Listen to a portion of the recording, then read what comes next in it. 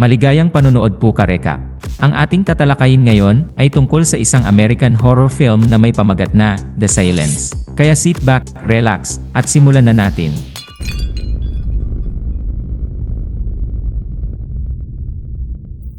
Nagsisimula ang pelikula mga ka-recap nang ipinakita ang lugar ng Amerika kung saan kumalat ang isang nakamamatay na pandemya. Ang kakaiba sa pandemyang ito ay ang sinumang magsalita ay mamamatay. Kasunod nito, ang balita ay nagpapakita ng mga larawan ng ilang tao na naging biktima ng pandemya. Sa isa pang video, isang takot na babae ang nakitang nagre-record habang nasa loob ng kotse. Nilagyan niya ng tape ang bibig ng kanyang anak upang hindi ito makapagsalita. May hawak din siyang karatula na nagsasabing huwag gumawa ng ingay. Dahil sa pandemyang ito, ay nagdeklara ang gobyerno ng state of emergency at iminumungkahi sa lahat na manatili sa loob ng bahay at patayin ang kanilang mga telepono. Makalipas ang ilang araw, nasira na ng pandemya ang ilang bahagi ng bansa. Sa isang underground metro ay nagkalat ang mga bangkay sa lahat ng dako. Ang mga nakaligtas na pasahero ay nagtago sa loob ng tren at umaasa na matapos na ang sakuna. Maya-maya ay biglang umiyak ang isang sanggol at hindi siya napigilan ng kanyang ina. Dahil sa ingay, ay nagpasya ang mga pasahero na itaboy ang bata palabas ng tren, kaya napilitan ang ina ng bata na bumaba. Sa kasamaang palad, ay inatake ang mag-ina na naging dahilan ng kanilang kapahamakan. Kasunod nito, bumalik ang pelikula sa panahon kung saan nagsimula ang lahat. Isang grupo ng mga arkeologo ang naghuhukay sa hindi pa natukoy na kuweba sa Pennsylvania, na may lalim na 1,000 talampakan, sa ilalim ng Appalachian Trail. Sa kanilang paghuhukay, ay nabuksan nila ang isang saradong kuweba at nagsimula silang magdiwang. Gayunpaman, biglang nakarinig sila ng mga kakaibang ingay na nagmumula sa loob nito, at ang mga mananaliksik ay biglang sinalakay ng hindi kilalang lumilipad na nilalang at agad na napatay sila. Pagkatapos nito, ay lumipad palabas ng minahan ang mga nilalang na ito. Sa sumunod na eksena, ay ipinakita ang paaralan sa Montclair, New Jersey. Makikita natin ka-recap na may isang bingi na bata na nagngangalang Ali Andrews ang naghihintay ng bus nang mapansin niyang binubuli siya ng isang grupo ng mga lalaki dahil sa pagiging bingi niya. Hindi niya pinansin ang mga ito at nagpa siyang maglakad pauwi. Nawala ng pandinig si Ali sa isang aksidente ng sasakyan 3 taon na ang nakaraan. Nawalan din siya ng lolo at lola dahil sa insidenteng yon. Nakikipag-usap siya sa ibang tao sa pamamagitan ng sinyal na lingwahe at pagbabasa ng labi ng nagsasalita. Maya-maya, isang lalaking nagngangalang Rob ang nagpakita at nag-alok na ihatid siya pauwi. Pareho silang may major crush sa isa't isa, ngunit di nila magawang ibunyag ito. Sa kabilang eksena, sa trabaho, ang ama ni Ali na si Yo ay nakatanggap ng tawag mula sa kanyang asawa na si Kelly na nagsasabi sa kanya na ang kanilang anak na babae ay muling binubuli sa paaralan. Dahil dito ay nainis siya, ngunit wala siyang magagawa tungkol dito. Simula nang mawalan ng pandinig si Ali, naging very protective si Yo at Kelly sa kanilang anak at madalas silang nag-aaway tungkol dito. Nakatira si Ali sa kanilang bahay, kasama ang kanyang mga magulang, kanyang kapatid na si Jude, at ang kanyang lola na may karamdaman na si Lynn. Ang pamilyang Andrews ay mayroon ding alagang aso na si Otis. Sa gabing yon, ay ipinadala ni Rob kay Ali ang isang kakaibang video ng isang kolonya ng tila mga paniki na lumilipad sa isang lugar. Pagsapit ng 3:00 ng umaga, ay ginising ni Kelly si Ali at hiniling na bumaba. Napansin niyang nasa sala ang buong pamilya niya, nakatutok sa telebisyon at mukhang nag-aalala. Ang lahat ng mga bintana ay sarado at ang fireplace ay natatakpan ng plastik. Pagkatapos, ang telebisyon ay nag-ulat na ilang mga lungsod sa Amerika na sinasalakay ng isang hindi kilalang uri ng hayop na Malapterosaur na tinutukoy bilang Vesps. Nakalabas ang mga ito nang aksidenteng nabuksan ng mga mananaliksik ang isang kuweba na milyong taon nang nakasara. Ang mga nilalang ay maaaring pumatay ng isang tao sa loob ng ilang segundo at inaatake ang lahat ng gumagawa ng ingay dahil nagre-react lang sila sa mga sound waves sa kanilang paligid. Dahil dito, ay nagdeklara ang gobyerno ng Amerika ng state of emergency at hiniling sa mga tao na manatili sa loob ng bahay at maging tahimik palagi. Habang pinapanood ng lahat ang balita na may takot, ay iminumungkahi ni Ali na magtungo sila sa bundok dahil ito ay mas tahimik at mas ligtas. Sumang-ayon si Yo at lahat ay nagsimulang mag-impake ng kanilang mga gamit. Isa sa mga kaibigan ni Yo na si Glenn ay sumama rin sa kanila at sila ay nagtungo sa kanayunan. Nang maglaon, huminto si Ali at ang kanyang pamilya sa isang gasolinahan para lagyan ng gasolina ang kanilang mga sasakyan. Ginamit ng bata ang pagkakataong ito para ilabas si Otis para umihi habang sinusubukan niyo na pasayahin ang kanyang anak na si Jude. Di nagtagal ay bigla niyang narinig si Ali na sumisigaw kaya mabilis siyang tumakbo papunta sa kanyang anak. Pagkatapos ay tinutukan siya ng baril ng isang lalaki at hinihingi ang susi ng kanyang sasakyan. Sinunod niya ang utos ng lalaki, ngunit nagpakita si Glenn upang iligtas sila at binaril ang magnanakaw sa paa. Sa takot ay kinuha nila ang baril ng lalaki at umalis sila sa lugar. Dahil dito ay naiwan ang magnanakaw at pinaslang ng mga nilalang. Habang nasa biyahe sila ay nakatagpo sila ng napakahabang traffic sa daan na humaharang sa lahat ng interstate highway. Si Glenn ay nagmungkahi ng isang alternatibong rota at nag-off-road travel. Habang nagmamaneho sila sa kanayunan ay biglang nakasalubong ni Glenn ang isang kawanang tumatakas na mga usa. Mabilis niyang pinaharurot ang kanyang sasakyan upang maiwasan niyang mabangga ang mga ito, ngunit nadisgrasya siya sa pag-ilag. Agad na pumunta ang pamilya niyo upang suriin at tulungan siya. Sa kasamaang palad, siya ay nakulong sa loob ng kotse. Sinubukan ng pamilya ang lahat ng kanilang makakaya para iligtas si Glenn, kabilang ang paggamit ng nut wrench para buksan ang pinto at pagtawag sa mga otoridad, ngunit di gumana ang kanilang ginawa. Sa wakas, napagtanto ni Glenn na siya ay malapit nang mawalan ng dugo, kaya hiniling niya kay Yom na iabot sa kanya ang kanyang baril at pinaalis niya ang pamilya. Ayaw iwanan niyo ang kanyang matalik na kaibigan, ngunit para sa kapakanan ng kanyang pamilya, ay pumayag siya sa huli.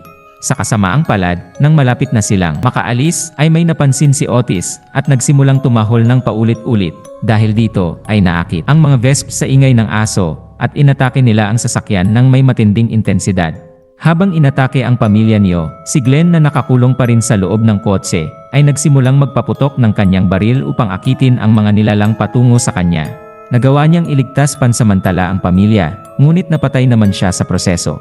Sa pagkakataong ito ay patuloy pa rin na tumatahol si Otis. Kaya naman, nang walang pagpipilian ay ginawa niyo ang mahirap na desisyon at hinayaan ang aso na lumabas sa kanilang sasakyan upang mamatay. Napagtanto niyo na hindi sila makakaalis sa kanilang sasakyan dahil napapalibutan na sila ng mga vesps, kaya nagpasya siyang gumawa ng diversyon.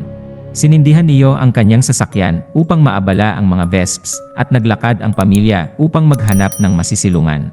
Naglakad sila ng ilang oras at pinipilit ni Lynn na ayaw umubo upang hindi malagay ang pamilya sa panganib. Pagsapit ng gabi, ang pamilya ay nakapunta sa liblib na bahay na napapalibutan ng mataas na bakod at nakakandadong gate. Nang sinubukan nilang pumasok, ang gate ay gumawa ng ingay na umaakit sa mga vesps. Hindi nagtagal, lumabas din ang may-ari ng bahay na may dalang baril na tila hindi alam ang kasalukuyang sitwasyon. Sinubukan niyang takutin ang mga nanghihimasok, ngunit agad siyang dinampot ng mga vesps at pinaslang.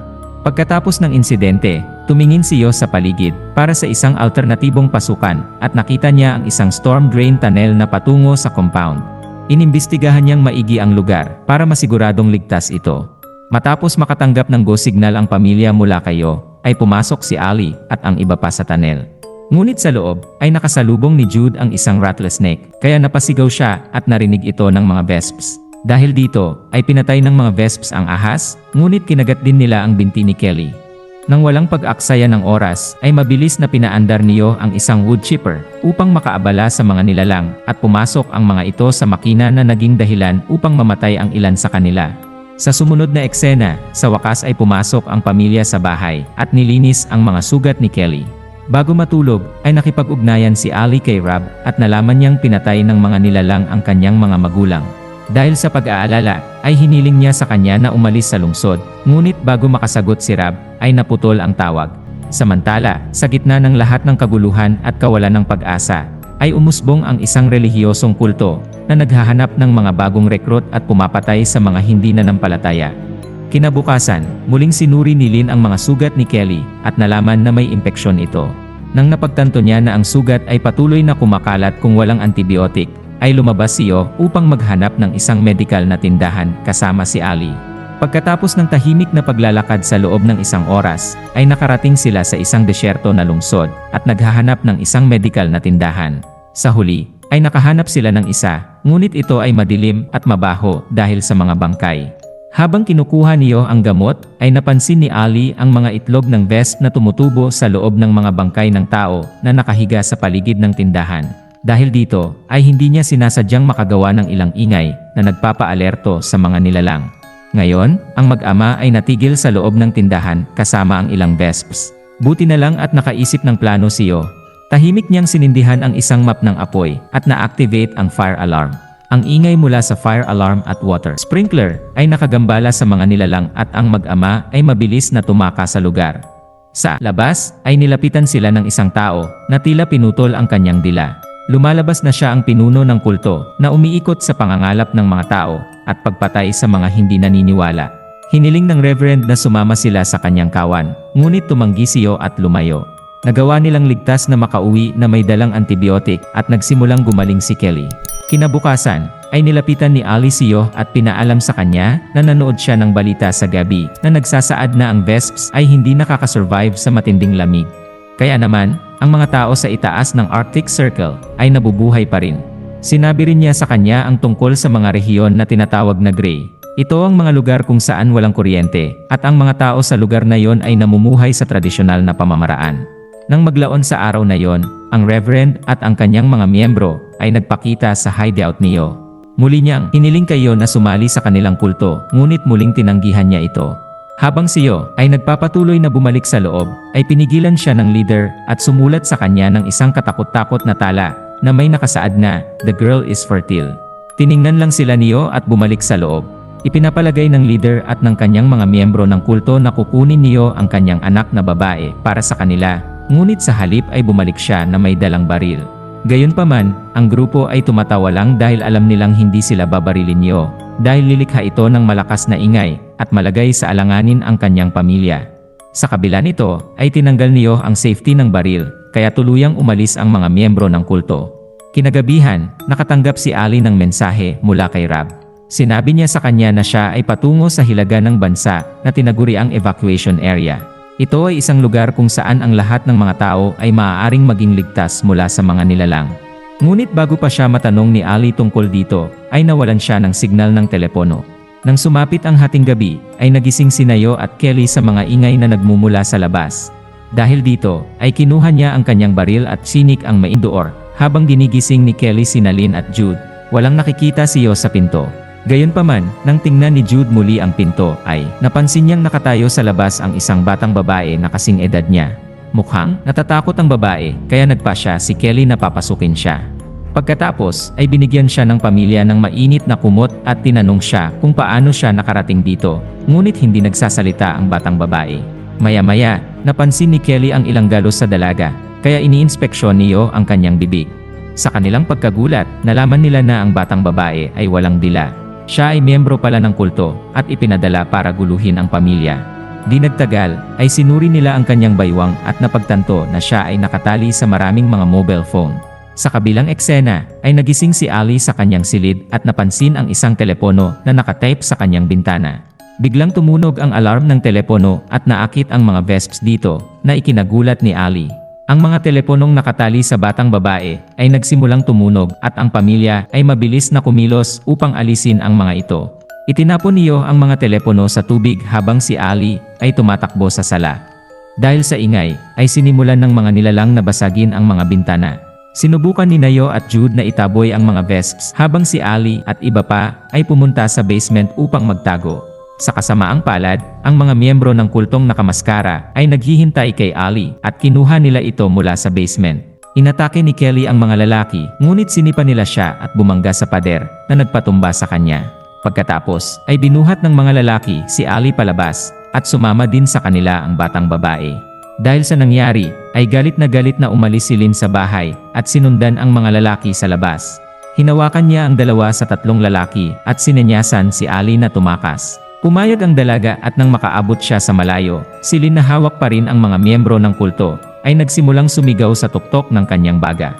Dahil dito ay naakit ang mga vesps at pinaslang nila ang tatlong tao. Lumabas din ang ibang miyembro ng pamilya, ngunit ang tanging magagawa lang nila ay ang manood. Sa sandaling yon, nagpakita ang leader ng kulto at dinukot si Ali. Bago umalis, kinulit pa niya siyo na tumahimik. Gayunpaman, dahil sa matinding ulan, ay tahimik na sinundan sila ni Nayo, Kelly at Jude, at naglunsad ng isang sorpresang pag-atake. Sinakal ng galit na siyo ang pinuno ng kulto gamit ang baril, ngunit sinaksak siya nito gamit ang isang kutsilyo sa baywang. Gayunpaman, ay inilabas niyo ang lahat ng kanyang lakas at muling bumangon. Ginamit niya ang fighting technique ng kanyang yumaong matalik na kaibigan na si Glenn, na ay headbutt ang pinuno ng kulto habang pinaalis ni Kelly ang iba pang miyembro ng kulto. Pagkatapos ay tinulungan niya ang kanyang asawa sa pamamagitan ng pag-alis ng kutsilyo sa kanyang baywang. Sinubukan ng pinuno ng kulto na bumangon, ngunit winakasan niyo ang buhay ng kanyang kalaban sa pamamagitan ng pagmartelyo sa ulo nito gamit ang baril. Pagkatapos ng matinding labanan, umuwi ang pamilya habang iniwan ang ilang miyembro ng kulto.